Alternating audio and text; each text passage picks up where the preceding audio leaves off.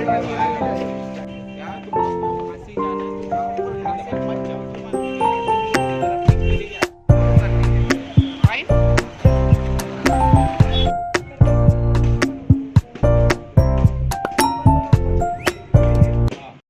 में गाइड हूँ। मेरा नाम है देवेंद्र सिंह पुंडीर, सरनेम मेरा पुंडीर है। लेकिन आप लोग इस स्थान पे आए हैं तो सर्वप्रथम आप लोगों को मालूम करना है इस पूरे क्षेत्र को किस नाम से जाना जाता है। इसको बोलते हैं तपोवन, उत्तराखंड तपोवन।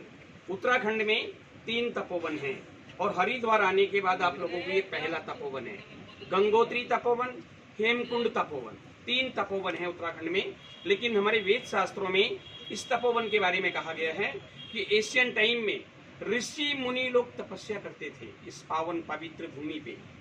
त्रेता युग के अंदर राम, लक्ष्मण, भरत, शत्रुघ्न चारों भाइयों ने भी तपस्या की। पहले नहीं सुना होगा आप लोगों ने, लेकिन उन्होंने तपस्या इसलिए किया। त्रेता युग के अंदर राम जी ने रावण को मारा, लक्ष्मण ने मेघनाथ को। रावण वंश खत्म करने के बाद राम और लक्ष्मण जब अयोध्या में लौटते हैं तो वहां पे उनके कुल गुरु वशिष्ठ होते हैं, जो राम जी से कहते हैं आप राजा नहीं बन सकते। कहते हैं क्यों? कहते हैं आप लोगों के ऊपर ब्रह्म हत्या का पाप है, पहले पाप का प्रायश्चित करिए उसके बाद आप राजा बनेंगे।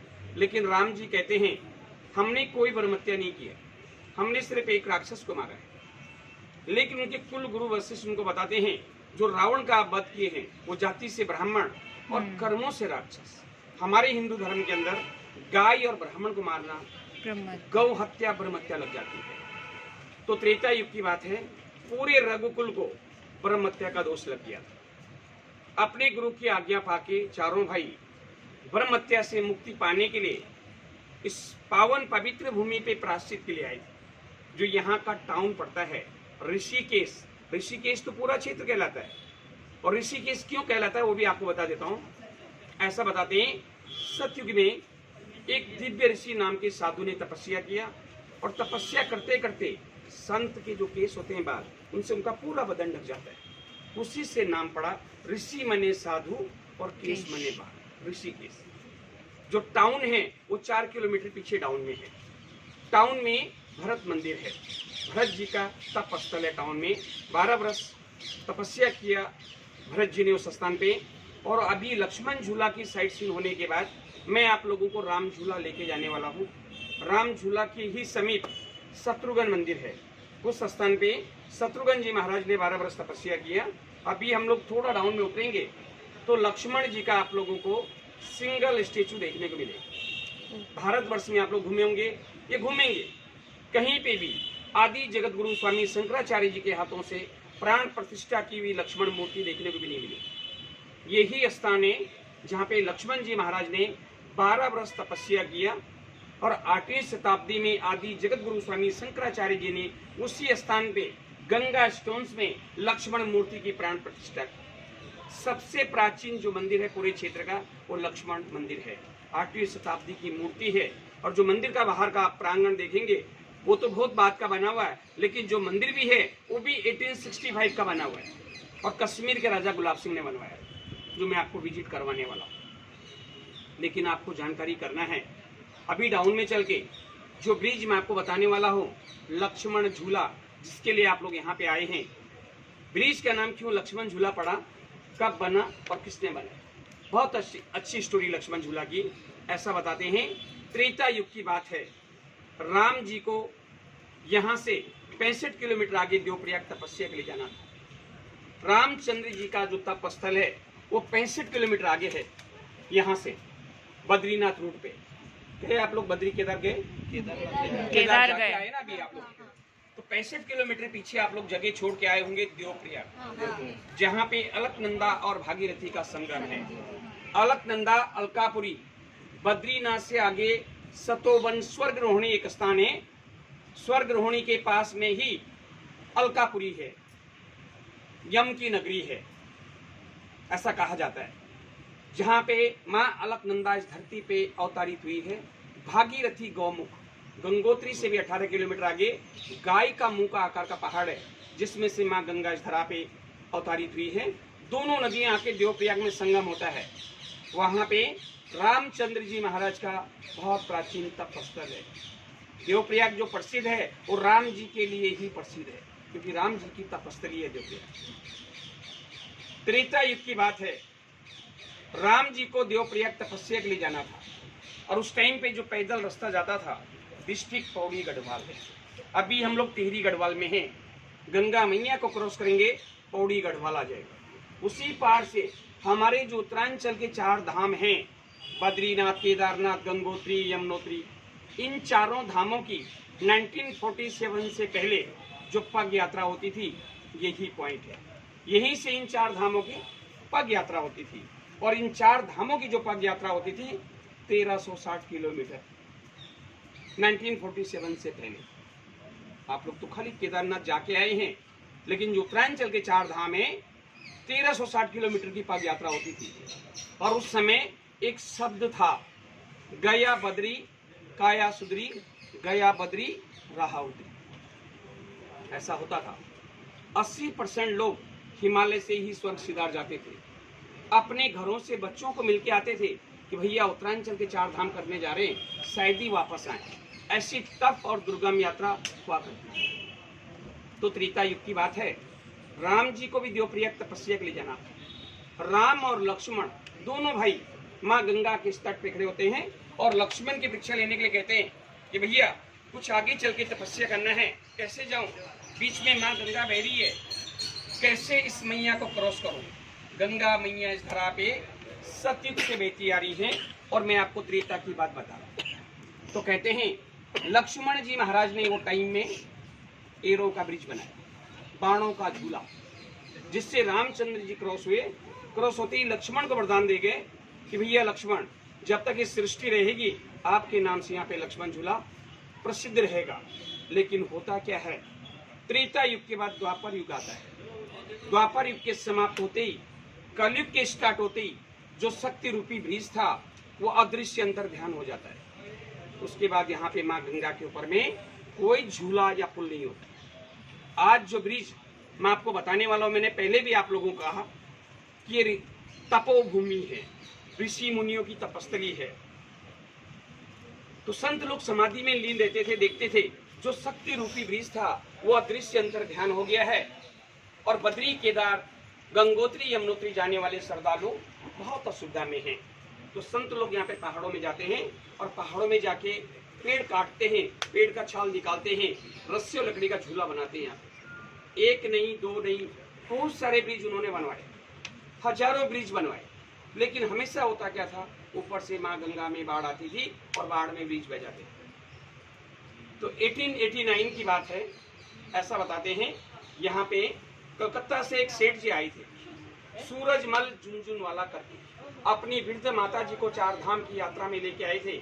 लेकिन जब वो लोग माँ गंगा के तट पे पहुंचे और उन्होंने देखा कि गंगा मैया के ऊपर में कोई झूला या पुल नहीं है, सिर्फ 2 रस्सियां बंधी हुई है।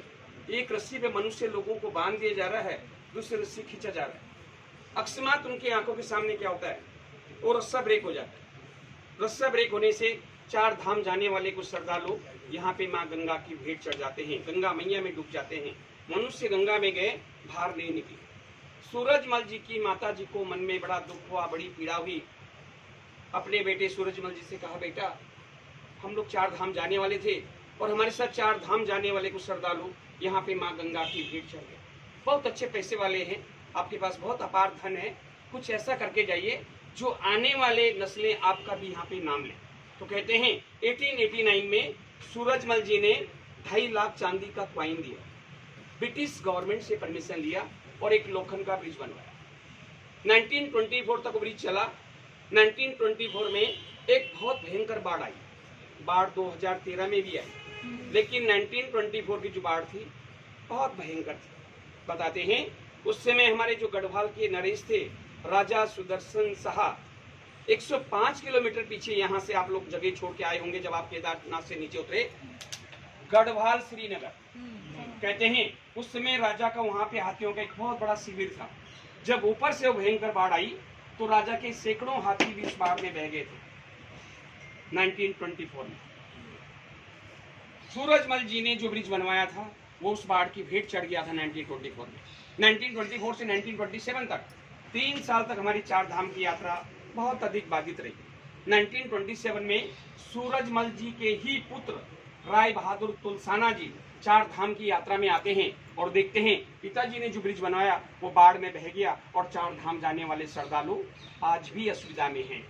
अगेन उन्होंने 5 लाख चांदी का कॉइन दिया 1927 में, ब्रिटिश गवर्नमेंट से परमिशन लिया और झूला पुल का निर्माण करवाया। 1927 में ब्रिज का काम स्टार्ट हुआ, 1930 में कंप्लीट हुआ। 3 साल झूले को बनने में लगा। आज 92 ईयर्स ब्रिज का एज हो गया, जो आज आप लोगों को खाली देखने को ही मिलता है, चलने को नहीं। कारण ब्रिज वृद्ध हो गया है, ब्रिज की जो आयु है पूर्ण हो गई है लगभग। तो दोनों साइडों में सीमेंट कंक्रीट के पिलर हैं ब्रिज के। 2019 में उत्तराखंड गवर्नमेंट ने IIT रुड़की के इंजीनियर लोगों को बुलवा के ब्रिज का एक सर्वे करवाया और सर्वे में ब्रिज के दोनों साइड के पिलर वीक पाए गए। तो 2019 में लक्ष्मण झूला अनिश्चित काल के लिए ऑन पेपर बंद कर दिया गया था। बीच में जैसे आप तभी ये पूरा यूपी में था, यूपी गवर्नमेंट के अंडर में ही राम झूला बना था, जो आज आपको देखने को मिलेगा। लक्ष्मण झूले का जस्ट 2 कॉपी है, लेकिन जस्ट बड़ा है लक्ष्मण झूला से। जब हम राम झूला से चल के क्रॉस करेंगे तो आपको सामने एक और ब्रिज भी नजर आएगा, जानकी ब्रिज, सीता झूला, जो 6 महीने पहले बन के तैयार हो गया है और राम झूला से जस्ट बड़ा है। लेकिन उनका ब्रिजों का कोई इतिहास नहीं है। इतिहास है लक्ष्मण झूले का। आप लोग केदारनाथ 12 ज्योतिर्लिंग में से 11वां ज्योतिर्लिंग है केदारनाथ। द्वादशी ज्योतिर्लिंग हम लोग उसको बोलते हैं, यानी द्वापर से केदारनाथ का इतिहास है। केदारनाथ का जो पूरा इतिहास है 5 पांडव और पंचाली के ऊपर है। कहते हैं जिस दिन धरा पे कलयुग का आगमन हुआ और द्वापर समाप्ति पे था, तो पंचाली के पास एक पात्र था। महाभारत समाप्त होने की बात बता रहा हूं मैं आपको। पंचाली के पास एक पात्र था, अक्षय पात्र, भगवान कृष्ण ने उनको दिया था जब वो वन को गए थे। कहीं पढ़ा होगा, सुना होगा आप लोगों ने। तो एवरीडे उसी पात्र का पंचाली भोजन बनाती थी और अपने 5 पतियों को उसी पात्र का भोजन करवाती थी और लास्ट में स्वयं भी भोजन ग्रहण करती थी उसी पात्र का। लेकिन कैसा पात्र था मालूम है? जिसमें पंचाली मन में जो इच्छा व्यक्त करती थी वही उसमें बन के तैयार हो जाता था। एक साथ में 52 प्रकार का व्यंजन उस पात्र में बन जाता था। ऐसा पात्र था, अक्षय पात्र। तो जिस दिन कलयुग का आगमन हुआ और द्वापर समाप्ति पे था, तो पंचाली ने उसी पात्र का भोजन बनाया। 5 भाई पांडव जैसे भोजन के लिए बैठे तो सर्वप्रथम पंचाली हमेशा ही धर्मराज को भोजन परोसती थी, यानी सर्वप्रथम धर्मराज को भोजन परोसती थी पंचाली। लेकिन पंचाली को जो सबसे प्रिय था वो थे अर्जुन, है ना। अर्जुन को पंचाली या पंचाली को अर्जुन। लेकिन वो एक राजा भी थे और ज्येष्ठ पति भी थे, तो सबसे पहले उनको भोजन दिया जाता था। तो जैसे पंचाली उनको भोजन परोस रही थी तो उनके भोजन के ऊपर आके कलयुग बैठ गया। किस रूप में? मक्खी के रूप में।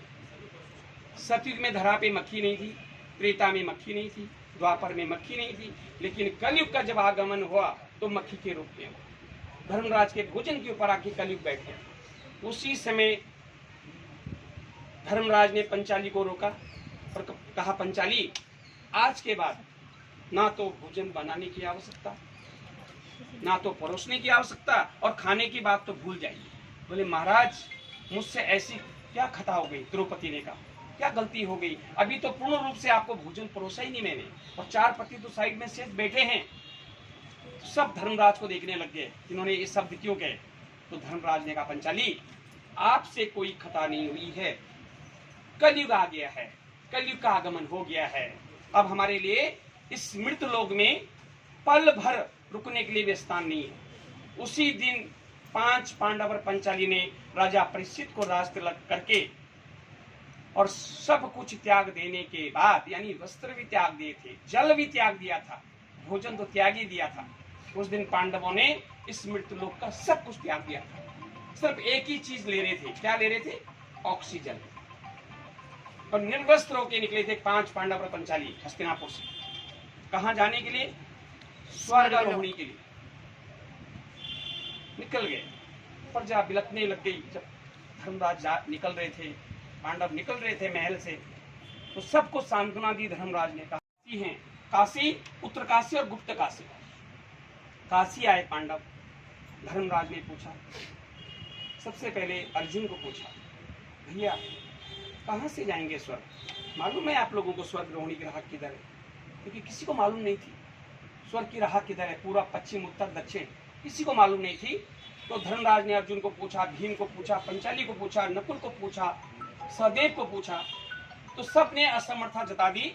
तो लास्ट में नकुल ने कहा, भैया मैंने कहीं तो पढ़ा है, कोई तो देव है जो हमें स्वर्ग की राह दिखा सकता है। क्योंकि नकुल जैसा द्वापर में कोई विद्वान नहीं था इस धरा पे। चारों वेदों का ज्ञाता था नकुल। तो धर्मराज ने कहा, याद करो कहाँ पढ़ा आपने? नकुल ने जैसे ध्यान लगाया तो उनको याद आ गया। कहा, भैया मुझे अभी याद आ गया, देवों के देव महादेव हैं जो हमें स्वर्ग की राह दिखा सकते हैं। धर्मराज ने कहा, कैसे प्रसन्न करेंगे उस देव परमपिता परमेश्वर को, उस भोलेनाथ को कैसे प्रसन्न करेंगे? सब कुछ तो त्याग दिया हमने इस मृत्यु लोक पर। बहुत विचार किया मन में। लास्ट में धर्मराज को लगा, भोलेनाथ को प्रसन्न करने के लिए तो कुछ तो करना पड़ेगा। अपने चारों भाई और पंचाली से कहा, अभी भीख मांग। भीख मांगी थी पांडवों ने लास्ट क्षण काशी में आके, और भीख में जो उनको धन इकट्ठा हुआ उससे उन्होंने हवन सामग्री ली और एक बहुत बड़ा यज्ञ अनुष्ठान किया था पांडवों ने भगवान शिव को प्रसन्न करने के लिए काशी में। जब लास्ट में यज्ञ में आहुति दे रहे थे, लास्ट आहुति दे रहे थे, उसी समय आकाशवाणी हुई, पांडवों मैं आपके यज्ञ से प्रसन्न हूँ, जिस कार्य के लिए आप लोगों ने मुझे प्रसन्न किया है, आइए मैं आपको स्वर्ग की राह दिखाता हूँ। भोलेनाथ ने कहा। तो धर्मराज ने कहा, प्रभु दर्शन दीजिए, आप अदृश्य होके क्यों बोल रहे हैं? हम पांडव हैं, हमें दर्शन दीजिए। कहा, आप पांडव हैं इसीलिए मैं आपको दर्शन नहीं दे पा रहा। धर्मराज ने कहा, भोलेनाथ हमसे कौन सी खता, कौन सी गलती हो गई जिसके कारण आप हमें दर्शन नहीं दे पा रहे? कहा, पांडवों आप लोगों के ऊपर में कुल हत्या ब्रह्म हत्या का दोष है। 100 भाई कौरव मरे थे, गुरु द्रोणाचार्य भी मरे थे, है ना? पांडव समझ गए भोलेनाथ दर्शन नहीं दे रहे हैं।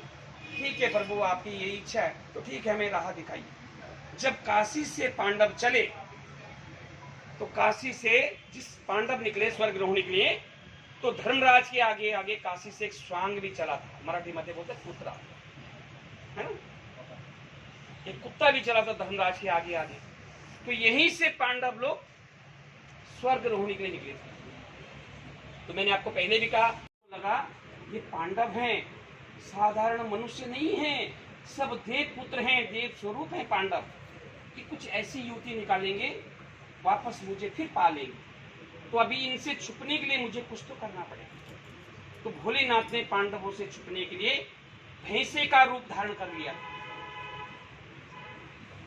और बद्री का आश्रम जाके, जिसको हम लोग बद्रीनाथ बोलते हैं, बद्री का आश्रम जाके भैंसों के एक झुंड में छुप गए थे भोलेनाथ। अभी पांडव चिल्लाते थे, भोलेनाथ राह दिखाइए, किधर है स्वर्ग रोहिणी की राह? भूखे प्यासे। तब तक तो जो पुत्रा चलता था आगे आगे उसको भगाते थे पांडव।